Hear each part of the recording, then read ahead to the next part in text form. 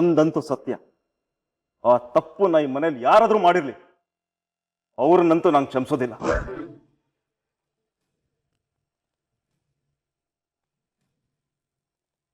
ಅವರೇ ಒಪ್ಕೊಂಡ್ರೆ ಸರಿ, ಇಲ್ಲ ಅಂದ್ರೆ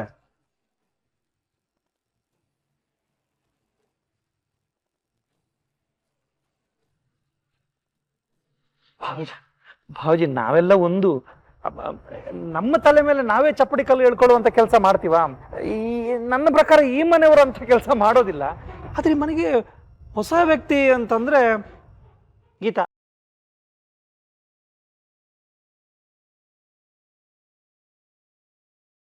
ಅಣ್ಣ ಪ್ಲೀಸ್, ನೀನು ಗೀತನ್ ಬಗ್ಗೆ ಹಾಗೆಲ್ಲ ಕೆಟ್ಟದಾಗ ಮಾತಾಡ್ಬೇಡ. ನಿಜ, ಇವ್ರು ನನ್ನ ಕೈಗೆ ಫೈಲ್ ಎತ್ತಿಡು ಅಂತ ಕೊಟ್ಟಾಗ ನಾನು ಅದನ್ನ ಗೀತಾ ಕೈಗೆ ಕೊಟ್ಟೆ. ಆಮೇಲೆ ನಾನು ಮಸಾಜ್ ಮಾಡ್ತಾ ಕೂತೆ. ಹಾಗಂತ ಪಾಪ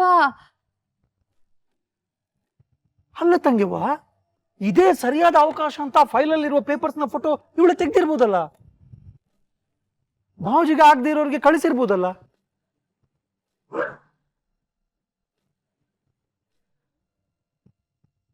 ಕೇಳದೆ ಈ ಮನೆಗೆ ಸೊಸೆ ಅಂತ ಸುಮ್ಮನೆ ಬಂದಿಲ್ಲ ಭಾವಜಿ. ನನ್ಗನ್ಸುತ್ತೆ ರಾಜಕೀಯವಾಗಿ ನಿಮ್ಮನ್ನು ಮುಗಿಸೋಕೆ ಯಾರೋ ಪ್ಲಾಂಟ್ ಮಾಡಿರೋದು ಅಂತ.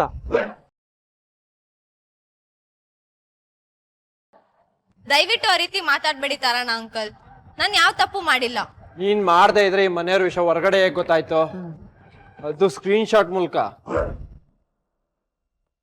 ಭಾವಜಿ, ಈಗ ಫೋನಿಂದ ಫೋಟೋಗಳು ಹೋಗಿದೆ ಅಂದಮೇಲೆ ಆ ಫೋಟೋಗಳು ಫೋನಲ್ಲಿ ಇರಲೇಬೇಕಲ್ವಾ? ಗೀತಾ ಫೋಟೋ ಚೆಕ್ ಮಾಡಿ. ನನ್ಗನ್ಸುತ್ತೆ ಆ ಫೋಟೋಗಳು ಡಾಕ್ಯುಮೆಂಟ್ ರೂಪದಲ್ಲಿ ಅಲ್ಲೇ ಇರುತ್ತೆ ಅಂತ. ಅಣ್ಣ ಪ್ಲೀಸ್, ಗೀತಾ ಈ ಮನೆಗೆ ಹೇಗೋ ಬಂದಿರ್ಬೋದು, ಆದ್ರೆ ಅವಳು ಈ ಮನೆ ಸೊಸೆ. ಈ ಮನೆ ಸೊಸೆನ ಅನುಮಾನಿಸೋದು ತಪ್ಪಾಗುತ್ತೆ. ಅವಳು ಈ ಮನೆ ಅವಳೆ. ಹಾಗಾದ್ರೆ ಸಮಸ್ಯೆನ ಸಾಲ್ವ್ ಮಾಡೋದು ಹೇಗೆ ತಂಗಿಯವ್ವ? ಅನುಮಾನ ಅನ್ನೋದು ಹುಟ್ಟಾಗಿದೆ. ಅಣ್ಣ ಪ್ಲೀಸ್, ಸ್ಟುಪಿಡ್ ಆಗಿ ಯಾಕೆ ಮಾತಾಡ್ತಾ ಇದ್ಯಾ? ಆ ಅನುಮಾನನ ಗೀತನ್ ಮೇಲೆ ಮಾತ್ರ ಯಾಕೆ ಪಡ್ತಿದ್ಯಾ? ಆ ಕೆಲ್ಸನ ಬೇರೆಯವರು ಮಾಡಿರ್ಬಹುದಲ್ವಾ? ಕಿರಣ್, ಶ್ರುತಿ, ಅಪ್ಪಂಗೆ ನಿಮ್ಮಿಬ್ರು ಮೊಬೈಲ್ನು ತೋರಿಸಿ. ಮಕ್ಕಳ ಮೇಲೆ ಅನುಮಾನ ಪಡೋದ ಬಾನು? ಅನುಮಾನ ಅನ್ನೋದು ಹುಟ್ಟಿದ್ಮೇಲೆ ಅದು ನಿವಾರಣೆ ಆಗ್ಲೇಬೇಕು ರೀ. ಮನೆ ಮಕ್ಕಳಷ್ಟೇ ಅಲ್ಲ, ಈ ಮನೇಲಿರೋ ಪ್ರತಿಯೊಬ್ರು ಅವ್ರ ಮೊಬೈಲ್ನ ನಿಮಗ್ ತೋರಿಸ್ಬೇಕು. ನಿನ್ ಮೊಬೈಲ್ ತೋರ್ಸು.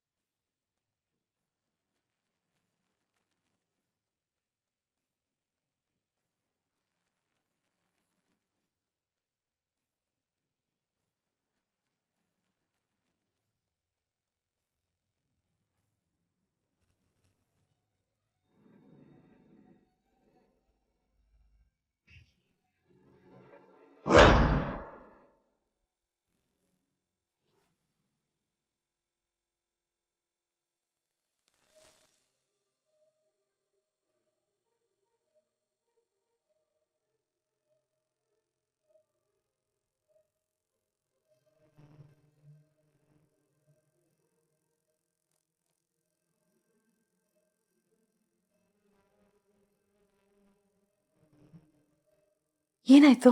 ಅದನ್ನೇ ನಾನು ನಿನ್ನನ್ನು ಕೇಳ್ತಾ ಇದ್ದೀನಿ, ಏನಾಯ್ತು ಅಂತ. ಮನೆ ಮಧ್ಯದಲ್ಲಿ ಶಿಲೆ ಹಾಕಿ ಕೂತಿದ್ಯಲ್ಲೇ? ನಾವು ಗೀತಾ ಮನೆಗೆ ಹೋಗಿ ಬರೋಣವಾ? ಅದೇನು ಇದ್ದಕ್ಕಿದ್ದ ಹಾಗೆ ಕರುಳಿನ ಕರೆ ಕರಿತಾ ಇರೋದು? ಅದಕ್ಕೆ ಕಾರಣ ನೀವು ತಲೆಗೆ ಬಿಟ್ಟಿದ್ ಹುಳ. ಗೀತಾ ಅವ್ರ ಗಂಡನ ಜೊತೆ ಹೊಂದ್ಕೊಂಡಿದ್ದಾಳೋ ಇಲ್ವೋ ಅಂತ ಗೊತ್ತಿಲ್ಲ. ಹೋಗಿ ನೋಡ್ಕೊಂಡ್ ಬರೋಣವಾ? ಅದನ್ನೇ ನಾನು ಅವಳಿಗೆ ನೀನು ಫೋನ್ ಮಾಡಿ ವಿಚಾರಿಸು ಅಂತ ಹೇಳಿದ್ದು. ಕೆಲವೊಂದು ವಿಚಾರಗಳನ್ನ ಮುಖಾಮುಖಿ ಮಾತಾಡಿದ್ರೇನೆ ಸರಿ ಹೋಗೋದು ರೀ. ಹಾಗಂತ ನಾವು ದಿಢೀರನ್ನ ಮನೆಗೆ ಹೋಗಿ ಬಾಗಿಲು ತಟ್ಟಿದ್ರೆ ಮರ್ಯಾದೆ ಇರಲ್ವೇ? ಅರೆ, ನಮ್ಮ ಮಗಳು ನೋಡ್ಕೊಂಡ್ ಬರಕ್ಕೆ ಮರ್ಯಾದೆ ಯಾಕ್ರಿ ಬೇಕು? ಇನ್ವಿಟೇಷನ್ ಇಲ್ಲದೆ ಇನ್ನೊಂದು ಮನೆಗೆ ಹೋಗೋದು ಅವಮಾನಕ್ಕೆ ಆಹ್ವಾನ ಕೊಟ್ಟ ಹಾಗೆ. ಅದು ಆ ಮನೇಲಿ ನನಗಾಗಬಾರ್ದು ಅಂತ. ಮತ್ತೆ ಅವತ್ತು ಫೋನ್ ಮಾಡಿ ನಾನು ನನ್ನ ಹೆಂಡತಿ ಯಾವತ್ತಾದ್ರೂ ಮನೆಗೆ ಬರ್ತೀವಿ ಅಂತ ಹೇಳಿದ್ರಿ? ಸುಶೀಲ, ಅದು ಅವರಾಗ ಅವರು ನನ್ನ ಕರೀಲಿ ಅಂತ ಹಾಕಿರೋ ಬೇಸ್ಮೆಂಟ್ ಸುಶೀಲ. ಈಗಲೂ ನೀವು ನಿಮ್ಮ ದಾರಿಲೇ ಯೋಚನೆ ಮಾಡ್ತಾ ಇದ್ದೀರಾ ಅಲ್ಲ? ದಾರಿ ಮಾತ್ರ ಅಲ್ಲ, ದಾರಿ ಜೊತೆಗೆ ನಮ್ಮ ಉದ್ದೇಶನ ಸ್ಪಷ್ಟವಾಗಿದ್ದಾಗ ಮಾತ್ರ ಅದು ದಾರಿ ಅನ್ನಿಸ್ಕೊಳ್ಳೋದು. ಹಾಗಾದ್ರೆ ನಿಮ್ಮ ಉದ್ದೇಶ ಏನು?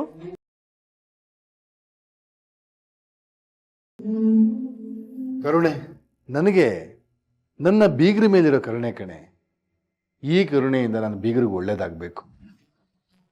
ಆ ಒಳ್ಳೇದ್ರಿಂದ ನನಗೆ ಸಹಾಯ ಆಗ್ತಾನೇ ಹೋಗ್ತಾ ಇರಬೇಕು. ಧನಲಕ್ಷ್ಮಿ ಗೋಡನ್ ಕಣೆ ಅದು. ಅಲ್ಲಿ ನನ್ನ ಮಗಳ ಮೇಲೆ ಅವರ ಅಭಿಪ್ರಾಯ ಏನಾದರೂ ಇರಲಿ, ಆದರೆ ನನ್ನ ಮೇಲಿನ ಅಭಿಪ್ರಾಯ ಯಾವತ್ತೂ ಕೆಡಬಾರ್ದು, ಕೆಡೋಕೆ ನಾನು ಬಿಡೋದೂ ಇಲ್ಲ ಕಣೆ. ಹಾಗಾದ್ರೆ ಈಗ ನಾವು ಆ ಮನೆಗೆ ಹೋಗಿ ಗೀತನ ಭೇಟಿ ಮಾಡೋದಕ್ಕೆ ಆಗೋದಿಲ್ವಾ? ಅಲ್ಲಿಂದ ಬುಲಾವ್ ಬರೋವರೆಗೂ ಇಲ್ಲಿಂದ ರಥ ಹೊರಡಲ್ಲ. ಒಂದು ವೇಳೆ ಬರ್ದೇನೆ ಇದ್ರೆ? ಅದು ಹೇಗೆ ಸಾಧ್ಯ? ನಿನ್ನ ಮಗಳು ಗೀತಾ ಸುಮ್ಮನಿರೋ ಹೆಣ್ಣಲ್ಲ ಅಂತ ನನಗೆ ಚೆನ್ನಾಗಿ ಗೊತ್ತು. ಇದ್ದ ಜಾಗದಲ್ಲಿ ಏನೋ ಒಂದು ಕೆದಕ್ತಾನೆ ಇರ್ತಾಳೆ. ಆದ್ರಿಂದ ಅವಳು ಉಗಿಸ್ಕೊಳ್ಳಬಹುದು, ಹೊಗಳಿಸ್ಕೊಳ್ಳಬಹುದು. ಆಗ ನಮಗೆ ಬುಲಾವ್ ಬರೋದು ಖಚಿತ. ಆಗ ಹೊರಡೋಣ.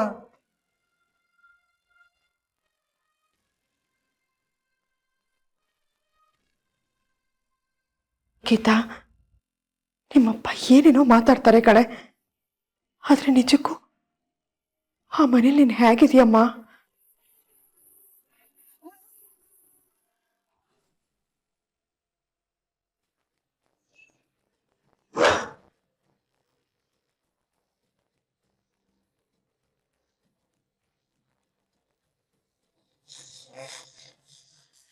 ಡ್ಯಾಡ್, ನಾವಂತೂ ಆ ಥರ ಕೆಲಸ ಎಲ್ಲ ಮಾಡಲ್ಲ ಡ್ಯಾಡ್. ಜಾಸ್ತಿ ಮಾತು ಬೇಡ ಕಿರಣ್.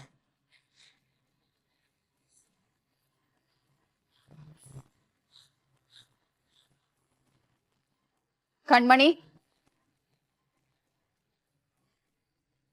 ನಿನ್ ಮೊಬೈಲ್ ಕೊಡು.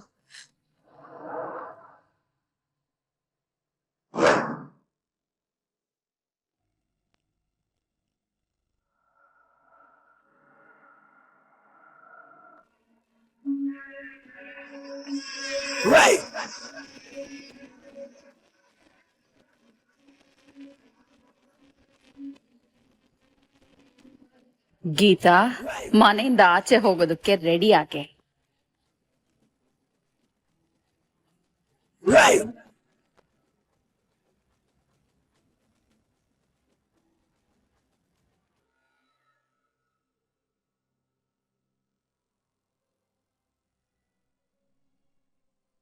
ನಿಮ್ಮ ಮನೆ ಒಪ್ತೀನಿದ್ದೀನಿ ಯಜಮಾನ್ರೆ, ನಿಮ್ಗೆ ಯಾಕೆ ದ್ರೋಹ ಬಗಿಲಿ? ಕಣ್ಮಣಿ, ನೀನ್ ನಡಿ. ವಿಜಯ್,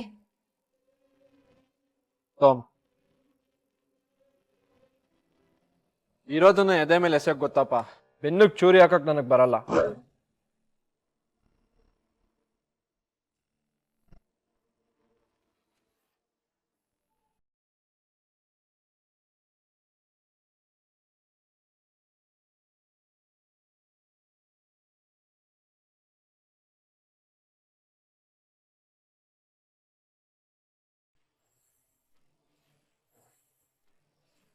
ನನ್ ಮೊಬೈಲು ಒಂದ್ಸರಿ ಚೆಕ್ ಮಾಡ್ಬಿಡಿ.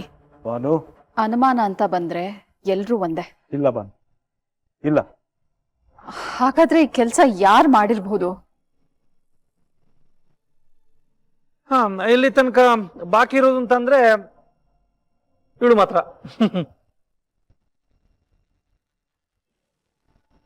ಯಾಕಮ್ಮ, ಭಾವಜಿಗೆ ಮೊಬೈಲ್ ತೋರ್ಸೋಕೆ ಧೈರ್ಯ ಇಲ್ವಾ? ಅಥವಾ ಇರೋ ಧೈರ್ಯ ಸಾಲ್ತಿಲ್ವಾ?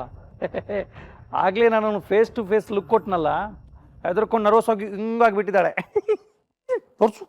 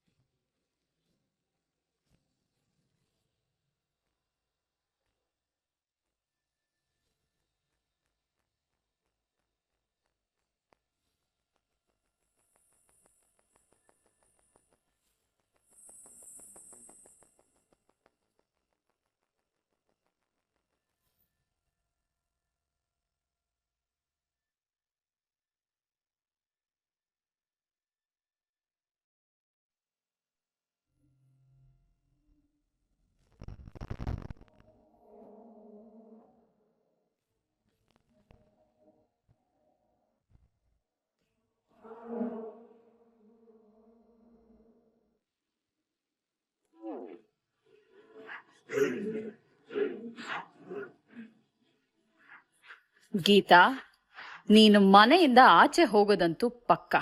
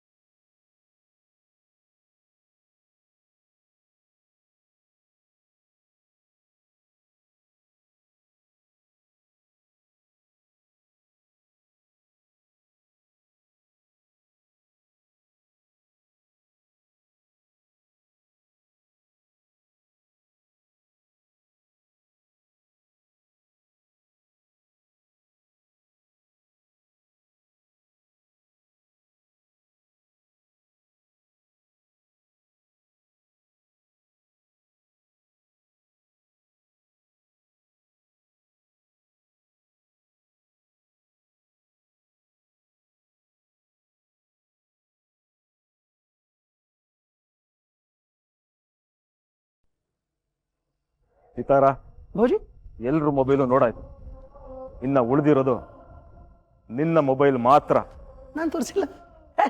ತಗೊಳ್ಳಿ ಭಾವುಜಿ. ಭಾವುಜಿ, ಎಲ್ರು ಪಾರದರ್ಶಕವಾಗಿರ್ಬೇಕು ಭಾವುಜಿ. ನಾನು ಗೊತ್ತಲ್ಲ ಭಾವುಜಿ, ನಾನು ನಿಯತ್ತಲ್ಲಿ ನಾಯಿ, ಸೇವೆಯಲ್ಲಿ ರಾಮನ ಬಂಟ. ನಾನು ಎದೆ ಬಗೆದು ನೋಡಿದ್ರೆ ಭಾವುಜಿ, ಅಲ್ಲಿರೋದು ನೀವು ಮತ್ತೆ ನನ್ನ ತಂಗಿ ಅಮ್ಮ. ಚೆಕ್ ಮಾಡಿ, ಬೇಡ, ಇದನ್ನು ಚೆಕ್ ಮಾಡ್ಕೊಳ್ಳಿ.